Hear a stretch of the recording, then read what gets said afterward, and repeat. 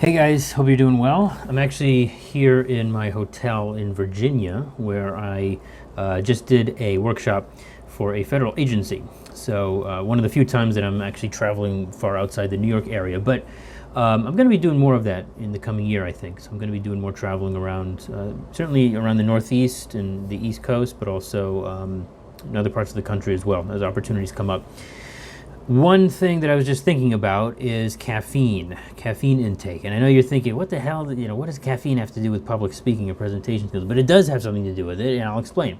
So I personally have found my personal ideal level of caffeine intake. Took some experimentation, but everybody can find it. For some, it's zero. They don't need caffeine at all. I think most people need a little bit of caffeine or some kind of caffeination, either tea or coffee or even green tea, in order to have that extra little bit of energy and productivity. So the way that it's relevant for speaking is because if you consume just enough caffeine to have that extra little boost of energy, it does help your cognition, it does help your ability to articulate and to make connections in the moment, to be able to respond to questions as they come up in Q&A, unexpected questions.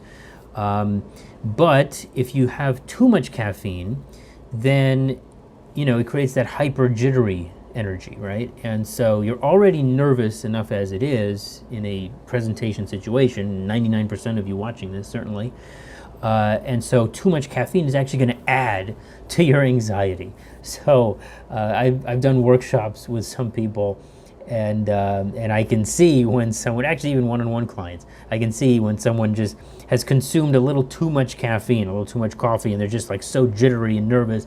And it's very apparent in the fidgetiness, in the excessive body movement, in this kind of uncontrolled energy that they have when they're on stage, because you have that layer of nervousness that comes with the speech, and then on top of that you have the physical and chemical impact of the caffeine. So just be aware of that, because when you're trying to perform at your best, right, and you're trying to convey a strong, professional, competent image as a professional or as a leader, you don't want to have anything distracting you. You don't want to have anything that's going to stimulate even more anxiety or more nervousness or even more self-consciousness.